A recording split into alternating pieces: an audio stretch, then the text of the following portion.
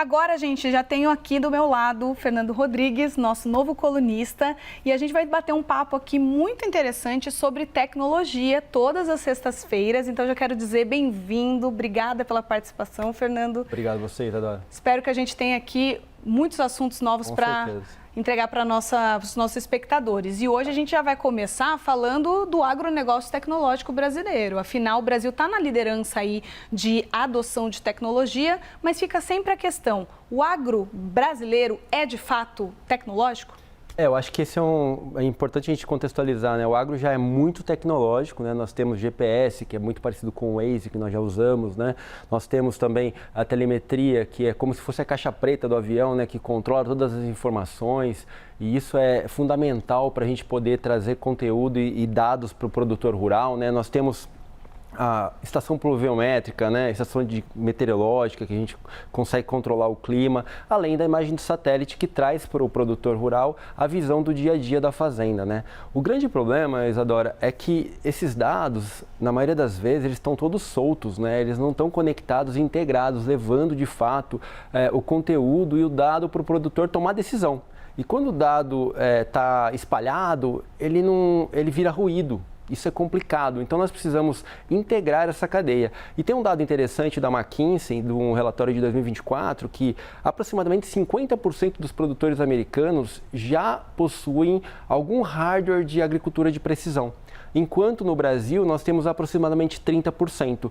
Eu vejo isso como uma grande oportunidade. Por quê? Porque nós vamos começar com esse hardware conectado, integrado, trazendo dados para o produtor rural. E a organização dos dados e rotina é o fundamental para o produtor rural tomar decisões acertadas, fazer mais com menos, ou seja, a tecnologia serve para trazer eficiência produtiva.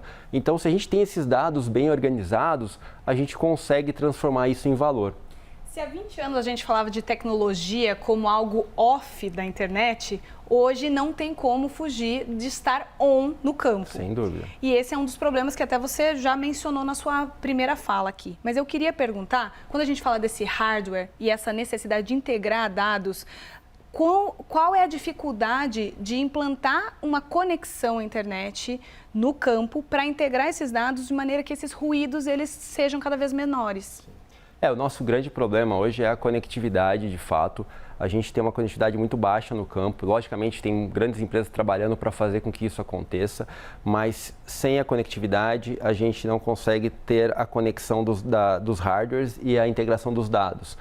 Logicamente, está vindo novas tecnologias, o Starlink já resolve algumas delas, mas é importante nós termos essa ciência de que todos os hardwares precisam estar conectados para que a gente consiga processar. E tem um ponto super importante, a inteligência artificial chegou e ela consegue nos ajudar a movimentar esses dados com maior rapidez e agilidade. Então, isso vai traduzir para a gente uma velocidade na tomada de decisão para o produtor rural no final do dia. E Rodrigues, a gente tem mais um tempinho aqui só para você dar Lógico. Um spoiler de algumas tecnologias que você já vê no campo, vê como tendência, né? Até o que você chama de tecnologias emergentes, está correto falar assim? Exatamente.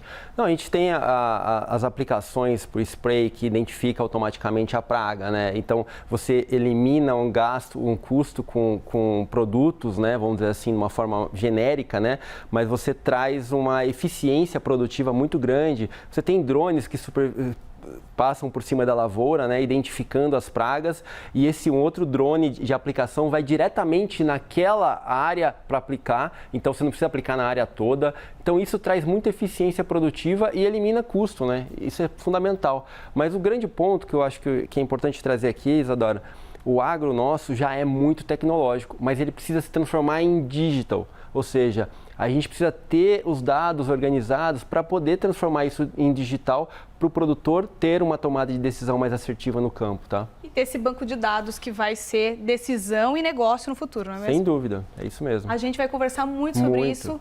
Prazer recebê-lo aqui. As nossas sextas-feiras serão ainda mais tecnológicas com o Fernando Rodrigues ao meu lado. Obrigado, Isadora. Até semana que vem. Até mais.